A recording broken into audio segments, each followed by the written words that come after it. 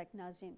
Brigadier साहब, break पे जाने से पहले आपके लिए सवाल छोड़ा। जैसे अभी डिस्कशन चल रही थी एपीएस सानिया के हवाले से कि जब एपीएस सानिया हुआ था उस वक्त इमरान खान धरने पे थे, उसी धरने के मौका पर एपीएस अटैक के बाद नेशनल एक्शन प्लान बना था। तो अगर उस सूरत हाल में नेशनल एक्शन प्लान बन सकता है तो आज हम उसका फॉलोअप क्यों नहीं ले सकते सर?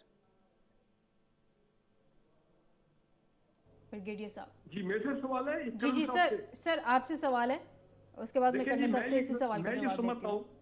मैं ये समझता हूँ कि हमारी जो सीनियर क़यादत है, शहबाज शरीफ साहब हो गए, नवाज शरीफ साहब हो गए, जेयूआई अपना फजल रहमान साहब, अचकजई साहब, और even for that matter Imran Khan. चले अगर एक जाती अना है, ये जो भी आपके सियासी अना है कि जी इमरान खान को जेल में से बाहर नहीं आने देना, चाहे जो कुछ हो जाए, अल्लाह ना करे पाकिस्तान में, लेकिन उनकी पार्टी तो है ना। अगर मुज़ाकरात आपस में हो सकते हैं, उनकी पार्टी की जो बाकी लीडरशिप है, एक्टिंग चेयरमैन है, इन सबको दावत दी जाए कि जनाब ऑल पार्टीज कॉन्फ्रेंस अगले इसी हफ्ते होनी चाहिए, ठीक है ना जी। और उसमें एक किस्म का आप समझे कि कौमी सलामती सिक्योरिटी का इजलास है। सिर्फ ये कि मेंबरशिप जो है, मेंबर्स उसके जरा बढ़ा दिए गए हैं। गवर्नर्स को इनवाइट करें, चीफ मिनिस्टर को इनवाइट करें, लीडर ऑफ द अपोजिशन को इनवाइट करें, और बैठें जी, सुबह बैठें और रात को उठें और कहें जी ये हमने 10 फैसले किए हैं पाकिस्तान को आगे इन हालात से निकालने के लिए। एक मैं बात कहता हूँ, और मैं कर्नल साहब से भी रिक्वेस्ट करूंगा कि वो भी नवाज शरीफ साहब से बात करें यहाँ लाहौर में, और वो ये कि देखें जब हम आइन को फॉलो नहीं करेंगे, आइन की जो परमानेंट शिकें हैं, तो फिर ये और सियासी इंतशार जिसकी वजह से मुल्क में है, तो ये दहशतगर्द तो दंदनाते फिरेंगे, ये तो रोज इसका फायदा उठाएंगे, दुश्मन जो बाहर बैठे वो भी फायदा उठाएंगे। तो खुदारा सेनेट में जो इस वक्त हमारी इनकम्प्लीट है, 12 सेनेटर पे जो टर्नओवर होना है केपी से, उसको करें यार। कोई जाती अना, कोई सियासी अना नहीं होनी चाहिए, आइन के मुताबिक करें। इसी तरह वो रिजर्व सीट है, और भाई मेरी तरफ से सारी रिजर्व सीट पीएमएल को दे दो, पीपल्स पार्टी को दे दो, लेकिन करो तो सही ना। अपने जो असेंबली है नेशनल प्रोविंशियल, उनको आइन के मुताबिक मुकम्मल करो, ताकि एक हमारा जो पॉलिटिकल निज़ाम है, हमारे जो आइनी इदारों का निज़ाम है, वो तो ठीक चले ना। तो मेरा ख्याल है ये बड़े फैसले करने वाले हैं। अगर हम ये फैसले नहीं करेंगे तो मैं आपको बता रहा हूँ ये दहशतगर्द जो है दंदनाते फिरते रहेंगे, और मैं और आप कंडेम करते रहेंगे, और पॉलिटिकल लीडरशिप इनको कंडेम करती रहेगी, और पानी जो है अल्लाह ना करे को सर के ऊपर से गुजर जाए। आप पढ़े जरा अख्तर मिंगल साहब ने क्या उन्होंने अल्फाज इस्तेमाल किए हैं अपनी 3 पैराग्राफ की जो उन्होंने ट्वीट की है, ये एक्स के ऊपर पढ़ने वाली है, खौफ आता है। सर उसमें वो कह रहे हैं बार बार कि मैंने पहले बारहा इन्फॉर्म किया है कि बलूचिस्तान हाथ से निकल रहा है, यहाँ पे हालात खराब है, लेकिन किसी ने सीरियस नहीं लिया। उन्होंने कहा इट इज ओवर जी, वो कह रहे हैं इट इज ओवर। हालांकि ये अख्तर मेंगल वो है कि मेरा बड़ा जाती किरदार था उस जमाने में सोशल मीडिया पे, इवन ऑन मीडिया के ऊपर। मेरा तो है ही मीडिया के ताल्लुक 16 साल हो गए। मुझे याद है कि अकबर बुख्ती साहब की डेथ के बाद जो क्राइसिस आया था बलूचिस्तान में, इतना खौफनाक क्राइसिस था कि हम समझे कि बलूचिस्तान हमारे हाथ से गया। अख्तर मेंगल साहब नाराज थे, ये मुल्क से बाहर बैठे थे, इनको हम लेके आए वापस, इनको मनाया, ये सुप्रीम कोर्ट में गए, इन्होंने तस्वीर पॉइंट की पिटीशन दायर की, लेकिन इनको राम किया गया, इनको ठंडा किया गया, इनको कूल डाउन किया गया, और फिर ये एमपीए बने और मेन स्ट्रीम है, फिर एमएनए भी बने।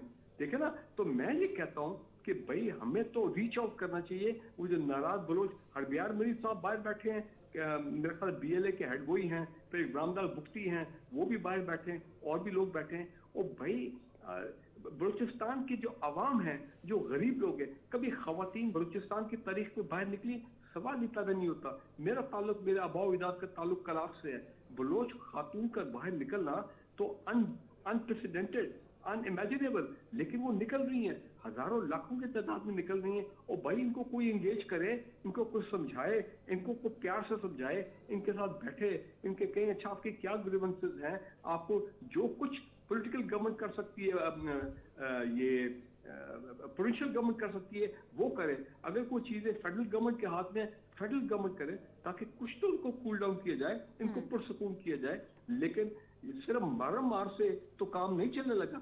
जितना हम इनको और इनके साथ सख्ती करेंगे, ठीक है, दहशतगर्दी हो तो वो सख्ती होनी चाहिए, लेकिन अवाम और रियासत के दरमियान जो एक रिश्ता है, ये बड़ा सीक्रेट रिश्ता होता है। ये रिश्ता खुदा न खास्ता टूट जाए तो फिर बड़ी मुसीबत खड़ी हो जाती है। इसको बहाल करना बड़ी मुश्किल से अकबर बुख्ती की डेथ के बाद हमने बलूचिस्तान को कूल डाउन किया था। फौज ने कमाल का काम किया वहाँ पे। 13 कैडेट कॉलेजेस, कितनी और दूसरे कॉलेजेस, वोकेशनल सेंटर, एफसी की एजुकेशन नेटवर्क का, फौज का एजुकेशन का नेटवर्क, सुई में पूरी कैंटोनमेंट बनने जा रही थी। जनरल अशफाक कहने ने कहा नो, जब पब्लिक प्रेशर आए हम यहाँ पे कैंटोनमेंट नहीं बनाते हैं सुई वो बुख्ती वाले उस इलाके में, हम यहाँ पे पूरी एक एजुकेशन सिटी बनाएंगे।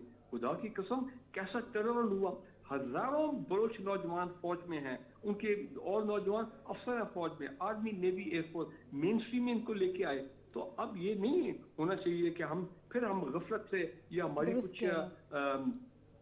कमी की वजह से, सोच में, विजन में कमी की वजह से हम वो फिर हालात उस तरफ ले गए। हमने तो बड़ा रिकवर किया था बलूचिस्तान को, अफसोस इस बात का आता है मुझे। बिल्कुल दुरुस्त कह रहे हैं। कर्नल साहब, मुझे ये बताएगा कि ये वाक़यात को आसानी से दो अल्फाज में बयान करके आगे निकल जाना शायद हमारी पॉलिटिकल स्ट्रेटजी यही है। अभी सुबह से किसी ने आके पाकिस्तानी कौम को जो कल से इंतहाई अजियत में है इस ट्रेन वाले हादसे को लेके कि क्या बनेगा, वहाँ पे यरगमाल किए गए थे लोग रात से। मैं ख़ुद पूरी रात जो है वो इसी अपडेट्स लेती रही कि क्या सूरत हाल है, किस तरह से चल रहे हैं सारे वाक़यात। लेकिन किसी ने आके ना तो एतमाद में लिए, ना ही कौम को कुछ बताने की कोशिश की है। इवन वज़ीर दाखिला को भी चाहिए था कि आते कुछ तो बताते कौम को। किसी ने कोई रिस्पॉन्सिबिलिटी का मुजाहरा नहीं किया। हाँ, ये ज़रूर वज़ीर दाखिला ने कहा है कि वो सीएम जो बलूचिस्तान है उनके साथ राब्ते में है। तो क्या अब हमें इससे आगे निकल जाना चाहिए? क्या हमारे अंदर बहुत बेहिसी आ गई है आपके ख्याल में, या इस वाक़े पर रुक जाना चाहिए पूरी कौमी क़यादत को और बैठकर मसले का हल निकालना चाहिए? क्योंकि अब तो हम ग्लोबल टेररिज्म इंडेक्स में दूसरे नंबर पर आ गए हैं।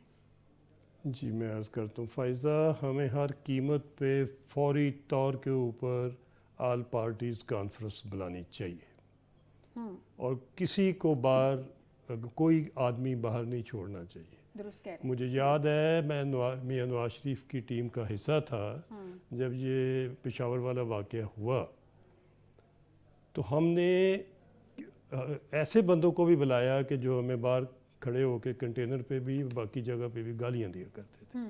सब कुछ छोड़ के, भूल के, सब कुछ ठप करके इस वक्त सिर्फ कौमी मुफाद सामने था और नेशनल सिक्योरिटी सामने थी। तमाम को बुलाया और उनको सारा दिन हर एक को मौका दिया, जितना कोई बोलना चाहता है, जो बोलना चाहता है बोले।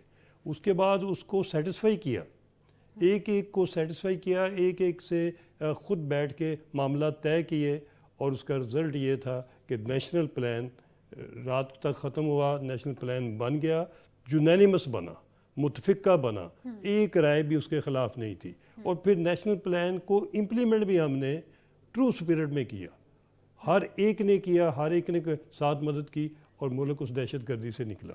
ना सिर्फ ये जी, बल्कि इसके अलावा 2-3 और मेजर डिसीजन हुए नेशनल लेवल पे, उनको भी आल पार्टीज़ कॉन्फ्रेंस में हल किया गया। और हर आल पार्टीज़ कॉन्फ्रेंस मियां नवाज शरीफ की टोटल यूनानिमस रात को ख़त्म होती थी। कभी किसी का, बल्कि मैं एक और बताता हूँ, कोई थोड़ा बहुत शिकवा हुआ तो मियां साहब इमरान खान साहब के घर गए, उन्हें सड़क का डिमांड की, 15 दिन में सड़क बना दी। तो कभी इमरान खान गिरे स्टेज से, मियां साहब पहुँचे हुए थे उधर, अयादत के लिए पहुँचे। बेनज़ीर का जब सानिया हुआ तो वो पहले बंदे थे। मियां साहब अभी भी स्टैंड लेना, अभी तो मियां साहब की हुकूमत है ना, बड़े भाई या छोटे भाई मैं अर्ज़ करता हूँ, मैं मेरी गुजारिश होगी मियां साहब से, मेरी गुजारिश होगी शहबाज साहब से, मेरी गुजारिश होगी तमाम स्टेट पिलर से कि बिल्कुल कोई टाइम ज़ाया किए बगैर 48 आवर्स में तमाम इकट्ठे हो जाएं, ये मसला हल हो जाएगा। कोई हमसे इतनी दुश्मनी किसी की नहीं है। हम पंजाबी, सिंधी, बलोची, पठान बाद में हैं, पाकिस्तानी पहले हैं। और हमें पाकिस्तानियत पे फ़ख्र करना चाहिए और हमें जितनी जल्दी आप एक प्लेटफार्म पे इकट्ठा करके करेंगे उतना ही मुल्क का फ़ायदा होगा। अपनी ज़ाती रखवेशें सारी की सारी दफन करें और मुल्क के लिए हम सारे यकजा हो जाएं। ये बहुत ज़्यादा ज़रूरी है। ब्रिगेडियर साहब, सर लास्ट मिनट हमारी स्ट्रेटजी आगे बढ़ने की आपके ख्याल में अभी क्या है? कैसे फ़ौज को तक़वियत देने के लिए हमारे पॉलिटिकल लीडरशिप को पार्लियामान के फोरम पे इकट्ठे बैठकर एक आवाज़ उठानी चाहिए? इस प्रोसेस में डेफिनेटली फ़ौज को बैक करना चाहिए क्योंकि वो सरहदों पे लड़ रही है, वो इस तरह के ऑपरेशंस में लड़ रही है। इस प्रोसेस में आगे बढ़ें और उनको कहें कि भाई जितने मुल्क दुश्मन हैं आप सबका सफाया करें, हम आपके साथ हैं। तमाम पॉलिटिकल लीडरशिप कैसे एक पेज पे आएगी सर? नहीं, ये बिल्कुल ठीक है। मेरा ख्याल है इसका दूसरा हल ये भी है पैरेलल में कि joint session of the parliament बुलाया जाए, ठीक है ना जी, और उसमें तमाम हमारे जो लॉ मेकर्स हैं, वो पार्लियामेंटेरियंस हैं, वो इस पे जरा इसको डिबेट करें, डिस्कस करें और एक कॉमन 2 मिनट के लिए जरा उस दिन जो है कोई एहतजाज नहीं होना चाहिए पीटीआई की तरफ से, किसी की तरफ से कोई नारेबाजी नहीं होनी चाहिए और बड़ी सीरियस डिबेट होना चाहिए। पता लगे कि पाकिस्तान के पार्लियामेंटेरियन जो हैं they are alive to this very very critical situation. एक जुमला याद रखें, we have to win the hearts and mind of the people of Balochistan, not only people of Balochistan but the people of KP also. हमने अपने पश्तून भाई, KP के भाई, हमने बलोच भाई, इनका दिल जीतना है। ये हमारा बिल्कुल बिल्कुल बिल्कुल सही बात जी, बिल्कुल बिल्कुल ब्रिगेडियर साहब आपका पॉइंट आ गया। हमने उनका दिल जीतना है, हमने उनको इंगेज करना है और आपका पॉइंट बिल्कुल वैलिड है। बहुत शुक्रिया ब्रिगेडियर रिटायर्ड फारूक हमीद साहब, कर्नल रिटायर्ड सैफ कुरैशी साहब, बहुत शुक्रिया मुझे स्टूडियो में ज्वाइन करने के लिए। नाज़रीन, आज के प्रोग्राम से दीजिएगा इजाज़त इस दुआ के साथ कि हर आने वाला दिन पाकिस्तान और पाकिस्तानियों के हक़ में बेहतर हो। बेशर्त ज़िंदगी आपसे दोबारा मुलाकात होगी। अपना ख्याल रखिएगा। अल्लाह हाफ़िज़।